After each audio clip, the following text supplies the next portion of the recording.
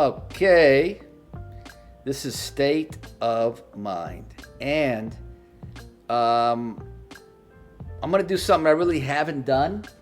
You guys have sent me a lot of questions, and I'm gonna answer them as honest as I can. I'm just gonna go down the line, answer these questions. I'm not gonna, BS anybody. I'm just gonna do it. First question. What's the most important thing you've learned from doing State of Mind? One of the most important things I've learned from doing State of Mind, the main thing is that it helps people, and that's important, very important to me. People feel they're not alone. And also I've learned from the guests a lot from them. How do you take care of yourself, your mental health, while making these State of Mind videos? I do what pretty much everybody else does. You work out, you eat as good as you can, and you try to get as much sleep as you can. I meditate. That's it, that's the way to take care of yourself. How old were you when you knew you had something wrong? Well, I was in my teens. I didn't know, I wasn't diagnosed, but I knew there was something wrong with me when I used to fight a lot and stuff, and I used to, we used to go and get in fights, and then sometimes I'd feel like King Kong, and another time I'd be scared like a little boy. I knew that wasn't right. I didn't know then, but I was 21 when I was first in a mental institution. How long have you been on meds? I've been medicated all but 5 years of the past 40. I've been on medication for just about 30 years on lithium, which pretty much, I haven't had a nervous breakdown in 30 years. I've had 3 nervous breakdowns. But since I've been on lithium, not getting off lithium, I haven't had a breakdown in 30 years. Medication is very important, especially if it's really needed. And don't go off it. Are these days when your bipolar affects your whole body, and if so, how you deal? The bipolar doesn't, it's more of a mental with bipolar, but it's like, anxiety, this last anxiety I had, it affected my whole body. I was shaking, and it was terrible. And I ended up having to get professional help. How do you not let your mood spiral down when someone does or says something to you? You gotta sit back, take a breath. Don't allow anything to get in your thoughts. Don't take anything personal, and you catch everything before it comes. That's the trigger. What is your go-to when you feel a manic episode coming rather than letting it consume you? Well, look, my go-to is just staying on my lithium, because since I've been on my lithium, I haven't had a nervous breakdown. But in the past, I didn't catch it in time, and I was off my medication. So as long as I stay on my medication with manic episodes, I'm good. I was wondering if your wife has ever gone to therapy to help her cope with the effects of your mental. That's a great question. With the effects of my mental illness? Yeah, we've both gone to therapy. She's gone to therapy by herself, and it's very important because she's had to deal with so much. And she's actually calling me right now. This is amazing. This happened before. Hold on. Hello? Hey. I'm doing a State of Mind, and then you call right again. It's almost incredible timing. Can you talk? Or you said my name? Yeah. The question. Listen to this. The question was, I was wondering if your wife has ever gone to therapy to help her cope with the effects of your mental illness, and then you call. Funny. I've been talking actually a lot about that in the last hour. Does lithium make you drowsy? Hey, I have no side effects with lithium. I know it gives people side effects. I have none. It hasn't made me gain weight or lose my hair. Maybe lose my hair, but I'm 60 years old. I would have lost my hair by now anyway. No, it's been great. Lithium's great. It's a salt. that I need. Have you ever have a storyline on Jade that was challenging to your mental health? All the storylines that have to do with Alzheimer's, bipolar, even other kinds of storyline, they're taxing to my mental health. But that's the way I make a living. It's like a football player. If you ask him, does that affect his mental health, getting hit by a 350-pound man? Of course it does, but you got to do what you got to do. How do you come down from a panic anxiety attack when all you see is red? You know, it depends on the level of the anxiety attack. If it's a minor anxiety attack, I can do it by breathing, by my thoughts, and overcoming it. But if it's a major anxiety attack like I just had during the pandemic, you got to get professional help. Why do you think more famous people or athletes don't share about their mental health struggles? I just had a talk with somebody about this today, I think. Because they feel weak. If they say I'm losing my mind, or I have anxiety or depression, I think it makes them feel like they're not strong. And they don't want it, they're ashamed, and they don't want anybody to know about it. But the reality is, by talking about it and being aware and accepting, it's better for the individual and better for other people to see that an athlete is talking about it. I am bipolar. What made you strong to get through it?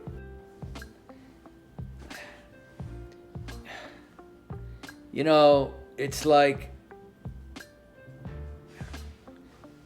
you're not strong when you're going through it, but to get past it, you're strong. A lot of times when you're going through it, you're vulnerable and you're sad and you're weak. But once my mind always said, I'm not letting it win. I'm not letting it win, and it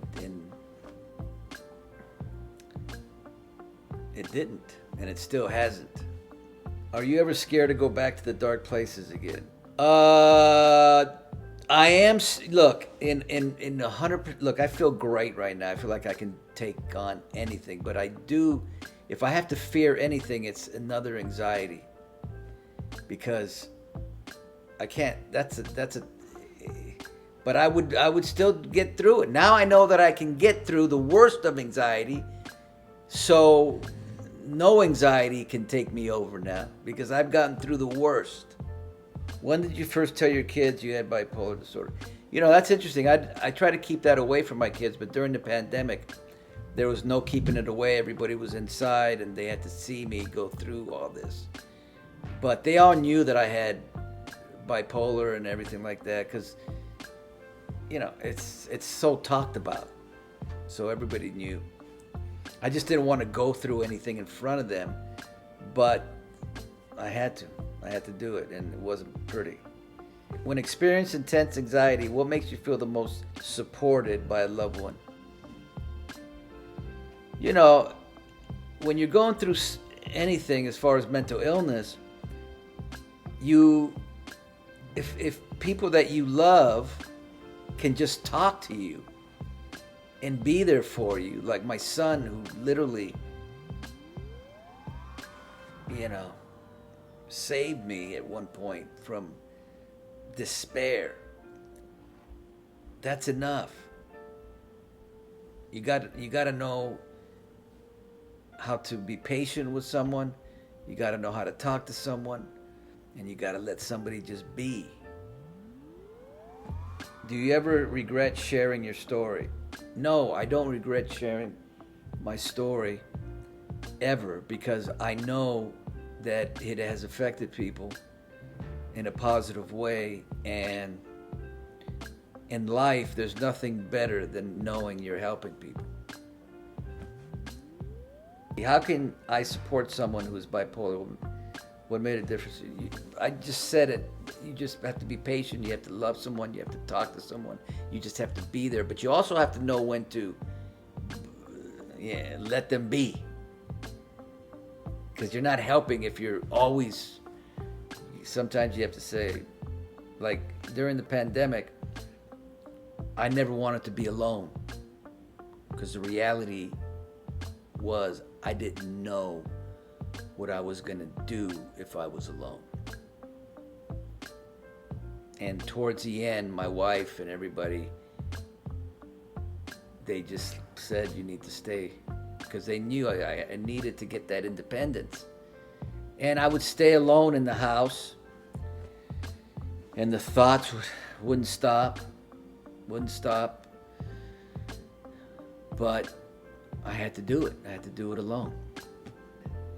My stepson was recently diagnosed with bipolar. Any tips for the family? I just, like I said, professional help, always professional help. Be patient. You have to understand when you're going through this, for the individual, it is terrifyingly, if that's a word, I'm sorry if that's not a word, scary and painful what we go through in the mind. It's people that don't have mental illness don't understand. You know what it's like when you're at the most scared in your life? What would it be like if somebody put you in a cage with a tiger and they close the door? You would, can you imagine that feeling all the time? What should I do when I think I can't be helped? Listen, you can be helped. I've been in so many situations where my mind said, I can't go another hour. I can't live like this another hour. My mind, I would swear to God, why are you doing this to me, God? What have I done in my life to warrant this fucking pain? Why the fuck are you doing this? And you know what? I got through it. Wasn't easy, but I got through it. How many times? I can't, so many. How do I not think of killing myself? I think about it every day.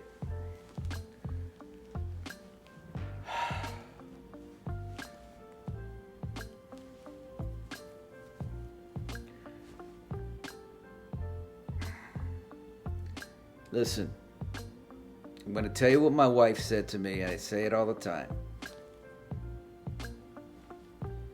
I go in there and I'm crying like a baby. And I said, honey, I cannot go on one more day. Can't. I can't. I'm shaking. Why am I shaking? Paula, why am I shaking? It's all right, honey. You can be fine. But I'm not sleeping. I had to promote my book, act like everything was fine.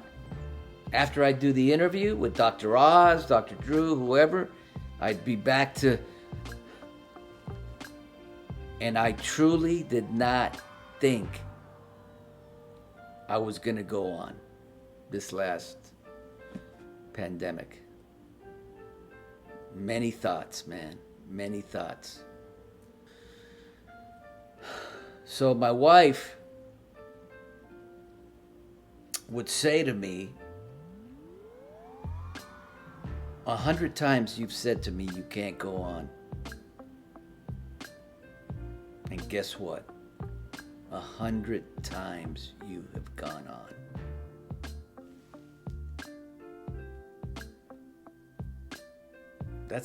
That's it. When you think you can't, you can. When you think it's impossible, it's possible. All right, that's it. This was a cool state of mind. I've never done this. It's pretty emotional and pretty. I think I'll keep doing it every so often. I think it's important. All right. See you guys.